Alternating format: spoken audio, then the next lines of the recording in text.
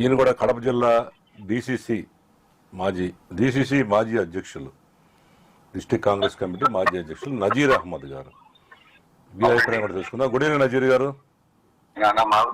బాగున్నాను.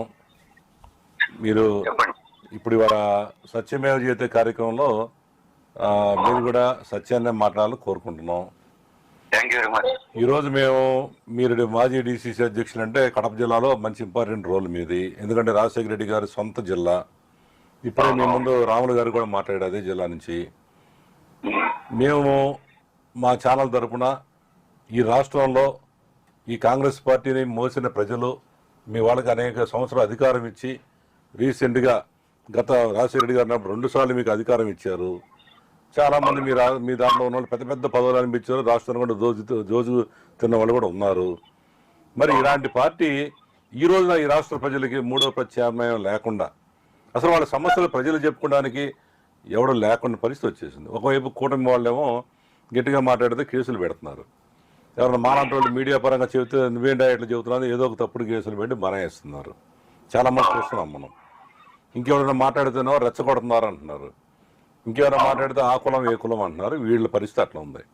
ఇకపోతే జగన్ గారి దగ్గరికి వెళ్ళి వాడు బాధ చెప్పుకుందని వెళ్తే ఆయన 11 మంది అసెంబ్లీకి రారు. గెలిచిందే 11, వాళ్ళు అసెంబ్లీకి రారు. ఒకవేళ ఎక్కడ చెప్పుకుందామని వెళ్తే ఆయన కూడా ఆఫీస్ తీసేసి మొత్తం తాడేపల్లి వాళ్ళ ఇంట్లోనే పెట్టుకున్నాడు. అక్కడికి వెళ్ళడానికి చాలా రిస్ట్రిక్షన్స్ ఉంటాయి. మరి ఇప్పుడు ఈ ప్రజలందరూ పార్టీని ఎదుక్కుంటూ కాంగ్రెస్ పార్టీ ఉందని వెళ్తుంటే మీ పార్టీలో చూస్తే ఒక్కడు సరైన లీడర్ కనపట్ల. అందుకనే వాళ్ళ మీ పార్టీ విధానాలు ఏంటి? అసలు మీరు కేవలం మీ నాయకురాలు షర్మిలా గారి ఆస్తుల కోసమే మీరందరూ పనిచేస్తారా? వాళ్ళ కుటుంబ తగాదాల కోసం మీ నాయకులందరూ పనిచేస్తారా? లేదు ప్రజల కోసం మీరు పనిచేస్తారనే ఉద్దేశంతో ఇవాళ శంకర పద్మశ్రీ గారిని పిలిచి ఈ లైవ్లో కూర్చోబెట్టాం. మీరేమంటారో చెప్పండి దీని మీద. రాజశేఖర రెడ్డి బిడ్డ అని షర్మిల గారు వచ్చినప్పుడు మేము కూడా సంతోషించాం. ఓకే, రాజశేఖర రెడ్డి అంటే ఆయన కూతురునంటే ఆయన రాజశేఖర రెడ్డి గారికి ఉండే లక్షణాల్లో కనీసం ఒక 10%, 15% లక్షణాలు ఉన్నా కూడా చాలు. మనం అది ఆశించినాం. షర్మిల గారు అంటే ఆశించినాం. అందరం వెల్కమ్ చెప్పినాం. ఆమె వస్తే మంచిది, కాంగ్రెస్ పార్టీని బాగా పైకి తీసుకొస్తుంది అనుకున్నాం. కానీ షర్మిల గారు రావడం అనేది పార్టీకి లాభం కాదు కానీ పూర్తిగా నష్టం అయిపోయింది. ఆమె ఏకపక్ష నిర్ణయాలు. రెండవది సీనియర్లను, ఎంతమంది సీనియర్లు అంటే అంతమంది సీనియర్లను పక్కన పెట్టేయడము. డైరెక్ట్ గా సీనియర్లు మాట్లాడాలంటే కూడా అవకాశం లేదు. పిఏలతో మాట్లాడాలి. పిఏలు మళ్ళా మాట్లాడించాలి. అది ఎప్పుడో మధ్యాహ్నమో రాత్రో ఎప్పుడో పెట్టాలి. మరి ఇటువంటి పరిస్థితి ఉంది.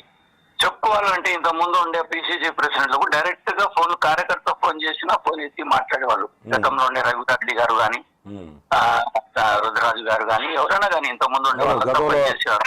బొత్స సత్యనారాయణ గారు ఉన్నప్పుడు కూడా డైరెక్ట్ గా ఆయన కాల్ ఆయన ఎత్తాడు. ఈ రోజు కూడా ఎత్తుతాడు ఆయన కాల్ చేసి. రాజశేఖర రెడ్డి గారు ఎంపీగా ఉన్నప్పుడు కూడా నేను ఫోన్ చేస్తే ఫోన్ లిస్ట్ చేసి మాట్లాడేవారు రాజశేఖర రెడ్డి గారు. ఇప్పుడు మీరు సమస్యని కాదండి, ఇప్పుడు సమస్యని మీరు ఫోన్ చేస్తే మీ అధ్యక్షురాలు ఫోన్ లిఫ్ట్ చేయరా? మీకు చేయరు. అసలు మేము ఎవరైంది తెలిస్తే కదా, మనం ఎవరైంది తెలిస్తే కదా పిఏలు చెప్పాలి. కడప జిల్లాలో ఒక నిమిషం ఇంపార్టెంట్. కడప జిల్లాలో ఉన్న షేక్ నజీర్ అహ్మద్ గారు కూడా తెలియదు అంటారు ఆమెకి. అడిగి చూడండి. ఎప్పుడు తెలుస్తుందంటే రాజంపేట క్యాండిడేట్ గా డిక్లేర్ ఎంపీ క్యాండిడేట్ గా డిక్లేర్ చేసిన తర్వాత మళ్ళా మనం టికెట్ వేరే వాళ్ళకి ఇచ్చినాం కదా అని చెప్తే గుర్తుకొస్తా నేను. ఇంతవరకు గుర్తుకురాను. ఇప్పుడు సెంట్రల్ ఎలక్షన్ కమిటీ ఏఐసిసిలో ఉంది. కడపకు షర్మిల, రాజంపేటకు నజీర్ అహ్మద్ అని చెప్పి పేర్లు అనౌన్స్ చేశారు. కమిటీలో సెలెక్ట్ చేశారు. నన్ను కన్వర్సింగ్ చేసుకోమని చెప్పారు. నేను చేసుకున్నా. లాస్ట్ మూమెంట్ లో, లాస్ట్ డే నామినేషన్ రోజు మన జిల్లా వాడు కాదు, మన రాష్ట్రం వాడు కాదు, తెలంగాణ నుంచి ఒక అతన్ని తీసుకొచ్చి అక్కడ బీఫామ్ ఇచ్చేసి పంపించేస్తారు. సరే, ఒకటి నజీర్ గారు కంటే కూడా గొప్పదా? అర్థమైంది నజీర్ గారు. నేనే ఉన్నానంటే మీరు జిల్లా స్థాయి లీడర్ మాట్లాడడం లేదు, నా గురించి మాట్లాడడం లేదు. ఇలా రాష్ట్రంలో జరిగిన సెలక్షన్ ఆఫ్ క్యాండిడేట్స్ మొత్తం నాశనం చేసి పెట్టారు. ఆమె ఇష్టం వచ్చినట్టుగా వాళ్ళ పిఎలు చెప్పినట్టుగా చేయడం జరిగింది. మరి ఒకటే. ఇటువంటి పరిస్థితి ఉన్నప్పుడు ఉమ్. ఏం చేస్తారు? ఎవరు ఉంటారు? నజీర్ ఎవరైనా గారు. కానీ నేను మీతో మాట్లాడుతున్నారు, మీరు మీరు నాకు ఫోన్ చేశారు, ఉమ్. నేను మిస్ కాల్ నేను చూసుకుని మళ్ళీ మీకు ఫోన్ చేశాను, మీరు నాకు రెస్పాండ్ అయినారు. ఉమ్. నేనే ఆ మిస్ కాల్ చూసి ఉంటే ఉండలేను అంటే నాకు ఎందుకు మాట్లాడతారు మీరు? అంతేగా మరి. నాకు లేదు కదా. ఉమ్. నజీర్ గారు ఒక విషయం, నజీర్ గారు తిరిగినప్పుడు ఈ పాయింట్ వినండి, ఉమ్. తిరిగిన కాంగ్రెస్ కు ఓటు వేయండి, రాహుల్ గాంధీని ప్రధానమంత్రి చేయాలని మాట్లాడలేదు. ఉమ్. రాజశేఖర రెడ్డి బిడ్డ వచ్చింది, ఓటు వేయండి అని చెప్పి మాట్లాడినారు. కానీ ఉమ్. కాంగ్రెస్ ప్రాంతాలు, కాంగ్రెస్ పార్టీ చేసిన సేవలు ఇవన్నీ ఎక్కడ మాట్లాడలేదు. కావాలంటే పాత క్లిప్పింగ్ తీసుకొని మీరు చూడండి. ఇది చాలా ఇంపార్టెంట్ పాయింట్. ఉమ్. ఆమె ఇంకొకటి చెప్తున్నా, కడపలో ఆమె నిలబడినప్పుడు పార్లమెంట్ కు ఉమ్. ఆమె మూడో స్థానం. ఉమ్. రాజశేఖర బిడ్డ అంటేనే గెలవాలి.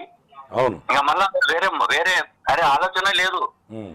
ఆమె నిలబడింది అని అంటే గెలవాలి. మరి సరే. ఆమె గెలవలేదు, ఉమ్. 175 మందిలో ఒక ఎమ్మెల్యేను గెలిపించుకోలేదు. ఉమ్. మరి ఏం నాయకత్వము, ఏం ఆశించాలి? కాంగ్రెస్ ఎట్లా పైకి వస్తుందని అనుకోవాలి. ఉమ్. కాబట్టి నో యూజ్. సరే ఒక నిమిషం మన